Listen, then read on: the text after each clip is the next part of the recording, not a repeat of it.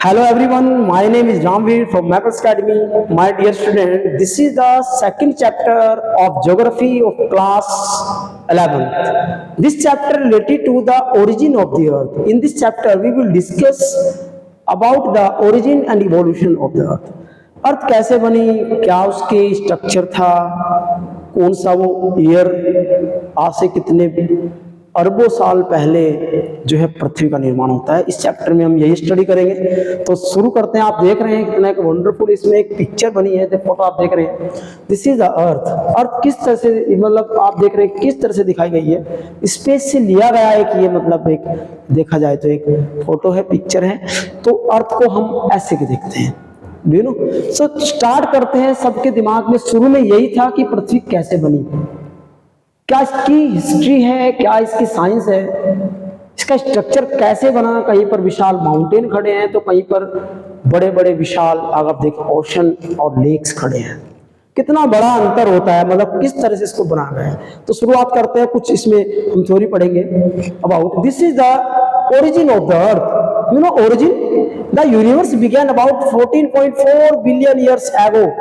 इसमें एक थ्योरी दी गई है, the Big Bang theory states that in the beginning of the universe was all one place of all its matter and gave us its origin। देखो इसमें एक theory दी गई, big bang theory. Big bang theory क्या theory है? Sorry, actually इस theory में हम पढ़ते हैं कि कभी एक पूरा सोलर सिस्टम कैसे बना। पहले आप देखे जाए तो सोलर सिस्टम बनने के लिए कुछ तरह की एक धारणाएं, संकल्पनाएं लोगों ने दी है। जैसे आप लोगों को बता दूं, इसमें बिग बैंग थ्योरी में क्या होता है, एक बहुत बड़ा स्टार, एक सन जो है हमारा, एक स्टार से टकराता है। उसके टकराने से एक, मतलब एक पूरा अगर देखा जाए तो उसके टकराया तो बहुत विस्फोट हुआ होता है। बिग बैंग थ्योरी को कहते हैं महाविस्फोट सिद्धांत। और इसको जो है, इस सिद्धांत के अनुसार जब वो स्टार दूसरे से टकराता है होता है तो उससे प्लैनेट्स, अर्थ, एस्टेरॉइड्स और कॉमेट और सैटेलाइट का निर्माण होता है। वो सारी चीजें घूमने लगी थी अराउंड द सन, तो उससे स्ट्रक्चर बनती थी हमारी सोलर सिस्टम की। Next, origin of the universe, the ट्रेमेंडस amount of the material blown by the explosion and eventually formed by the star and the galaxies। आप देख रहे हैं पूरी गैलेक्सीज, हमारी मंदाकिनी गैलेक्सी, मिल्की वे आप लोग को दिखाई देती है, उसका व्यास बहुत बड़ा है। उसमें कई लाख हमारे सितारे जो स्टार है, सन जो है, उसमें समा सकते हैं, तो उनका निर्माण होता है। नेक्स्ट इसमें दिया है birth of the solar system. ये मैं आपको बता था अभी। We know how the earth and solar system are know today at this allow us to the work backward and determine how the earth and solar system were formed. ये एक theory दी गई है, आप देख सकते हैं पिक्चर में किस तरह से इसमें ये स्ट्रक्चर दिखाई दी है, किस तरह से उसमें टकराव होता है एक स्टार का। The nebular hypothesis, this is the nebular hypothesis is the currently accepted argument about how a solar system can form. ये देख रहे हैं आप सोलर सिस्टम किस तरह से बना। तो नेबुलर, नेबुलर का मतलब निहारिकाएं होती है, जैसे चलती रहती है जो उसमें यूनिवर्स में। Other solar states way have discovered about 200 planet orbiting of the star 2 से भी ज्यादा, ठीक है ना, से भी ज्यादा स्टार जो अराउंड करते हैं, जो वेल नोन है। अब डिस्कवरी चल रही है, नासा, इसरो, विभिन्न तरह के जो स्पेस एजेंसीज हैं वो लगी हुई हैं to discover different planet. Next, the nebular hypothesis अभी बताया मैंने। नेक्स्ट, द नेबुलर हाइपोथेसिस है क्या? ये देखिए, small chunks grow collide eventually becoming large equator of the gases. ठीक है, ये नेबुलर हाइपोथेसिस हमें बताती है। पिक्चर्स आप देख रहे हैं, इसमें किस तरह से पिक्चर में दिखा गया है कि किस तरह से यहाँ पर एक विस्फोट होता है और किस तरह से इसको बनाया जाता है। इसमें आगे दिया है द नेबुलर हाइपोथेसिस, ये भी वही है सेम। नेक्स्ट, प्रोटोस्टार क्या होते हैं? Do you know about protostar? इसमें देखिए, as a result of the contraction and radiation of a flat rapidly floating disk from with the matter concentrated at the center will become the protosun। प्रोटोसन आप जानते हैं, दो निहारिका जब टकराती है आपस में तो उससे विस्फोट होता है और उससे क्या होता है, एक सन का निर्माण होता है।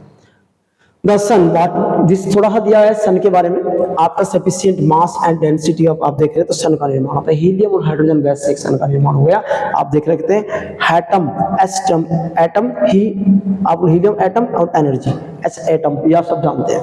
Next, birth of the solar system, इसका इवोल्यूशन मैंने आपको दिया कि सन से टकरा तो सारा मटेरियल उसके अराउंड में घूमने लगा था और इससे घूमने से ठंडा होने लगा था। कुछ आप लोगों को पता इनर और आउटर प्लैनेट होते हैं तो उनकी स्ट्रक्चर इसी पर डिपेंड करती है।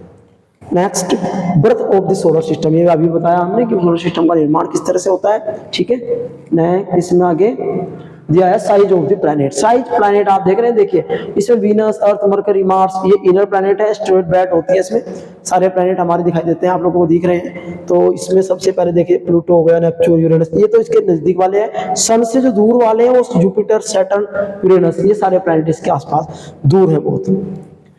Next, a billion years old earth, earth जो है लगभग 3.5 billion years ago when the earth was a billion years old. अगर देखा जाए तो ह्यूमन यही मानते हैं 4.6 बिलियन अप्रोक्स इसकी उम्र है अर्थ की, और ऑल द प्लैनेट ये कहा गया है। कुछ चीजें बहुत मतलब ऐसे दिखाई गई है, तो इसमें आप थोड़ा सा और कर दो उसको। Yes, next, the age of the earth is of, ये दिए थे ईयर्स ओल्ड, ठीक है। Matters gives us access to debris left over from the formation of the solar system. Solar system का फॉर्मेशन ऐसे होता है जिसमें हमें दिखाया गया है, वो हम इसको डिफरेंट वे में हम कन्वर्ट कर सकते हैं। मूवमेंट फ्रॉम द स्पेस, इसमें देखो आप लोगों को पता है किस तरह से स्ट्रक्चर होता है अर्थ, उसका स्टार और ऑल प्लैनेट अगर टकराते हैं तो इस तरह का सिस्टम बनता है। The early earth heat ups, पूरी पृथ्वी, कोलिजन दिया गया, कंप्रेशन, रेडिएशन, ये सब चीजें। पृथ्वी जब बनी, अर्थ अगर बनी तो उस समय तो क्या होता, अर्थ जो है आग का गोला था, उसके बाद क्या होता है उस पर वो धीरे धीरे ठंडी होती चली गई, और उसके बाद जो उसमें हिम युग भी आता है। The core, do you know about core, what is core? Crust mantle core, core का सबसे आंतरिक भाग जो है कोर कहलाता है पृथ्वी का हमारी, और उसमें आप लोगों को पता होना चाहिए। देखिए स्ट्रक्चर में आप लोग इधर से देख सकते हैं कि किस तरह से कोर आग का गोला है आज भी। अगर देखा जाए तो टेम्परेचर एक्सट्रीम इसमें 400 to 800 किलोमीटर बिलो अगर देखा जाए सरफेस में, तो मेल्टिंग पॉइंट आयरन जो है, आयरन आप लोगों को पता नीफे निकिल प्लस फेरस से बनी ये एक परत है, ये जो आप कोर जो है, तो इसमें पदार्थ जो है वो पिघली अवस्था में मिलते हैं। नेक्स्ट इसमें दिया है yes, global chemical differentiation. This global chemical differentiation आप देख सकते हैं, अगर हम पृथ्वी का आयरन हो गया, इसमें आइटर मैटर हो गया, क्रस्ट मेंटल कोर, हमारी पृथ्वी को अगर देखा जाए क्रस्ट कोर तो आप लोगों ने पढ़ लिया, कोर इंटरनल पार्ट होता है अर्थ का, लेकिन क्रस्ट सबसे ऊपर वाला भाग होता है, मिडिल में जो आता है अगर देखा जाए तो अर्थ का, तो आता है हमारा मेंटल, उसके बाद कोर है, crust mantle and core. Chemical composition of the earth, the lithosphere, asthenosphere, deep mantle, this is the chemical composition of the interior of the earth, which is found around the interior part of the earth. The evolution atmosphere कैसे बना?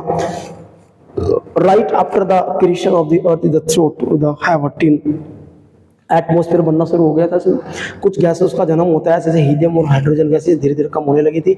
तो इससे क्या हुआ, इससे पृथ्वी जो है हमारी अर्थ, उसमें ऑक्सीजन लेवल बढ़ा था। द इवोल्यूशन ऑफ एटमॉस्फेयर आप लोग देख रहे हैं, एटम कैसे हुआ, तो किससे कंपोज हुई थी चीजें। द इवोल्यूशन ऑफ एटमॉस्फेयर, ये भी सेम चीजें हैं। Overview of the earth atmosphere, the atmosphere when scaled, ये सब दिया गया है कि किस तरह से इसको बना गया था। Composition of atmosphere, permanent gases and variable gases, विभिन्न तरह की गैसेस में पाई जाती है, हम देखा जाए तो कंपोजिशन ऑफ एटमॉस्फेयर ये भी सेम ही है। ओके, हाइड्रोलॉजिकल साइकिल, ये इंपॉर्टेंट चीज है। हाइड्रोलॉजिकल साइकिल आप जानते हैं, how the rain occurred in the world, देखो कैसे प्रेसिपिटेशन होता है, विंड कैसे, कंडेंसेशन होती है, ऊपर से गैसेस उठती हैं, ठंडा हो जाती है, फिर उसके बाद जो होता है ये बारिश के रूप में बरस जाती है, फिर वही पानी फिर दोबारा साइकिल में होकर वो नदियों के द्वारा जो है कहाँ पहुंच जाता है, उसके अंदर पहुंच जाता है वाटर बॉडीज के अंदर, और फिर दोबारा यही प्रोसेस चलता रहता है। This is the composition of atmosphere near the earth surface. देखिए nitrogen, oxygen, argon, neon, helium, this is the देखा जाए तो ये क्या है, ये परसेंटेज और गैसेस है जो हमारी अर्थ एटमॉस्फेयर में पाई जाती है। कंपोजिशन ऑफ एटमॉस्फेयर हो गया। अदर एटमॉस्फेयर देखा, अर्थ, मार्स, वीनस, जुपिटर और ये the moon, all the other satellite, Mercury, asteroid, इन सब का एटमॉस्फेयर भी अलग अलग होता है। कोई गैसेस से बना होता है, कोई एक प्लैनेट ऐसा होता है, डिफरेंट स्ट्रक्चर होती है उसकी, ठीक है ना। ऐसे ही वीनस, अर्थ, मार्स, ये सब इसका परसेंटेज दे दिया गया है, किस परसेंटेज है। Vertical structure of the earth atmosphere, this is the vertical structure of the earth atmosphere. So my dear student, in this chapter we had already discussed about the evolution and origin of the earth. Okay students, thanks.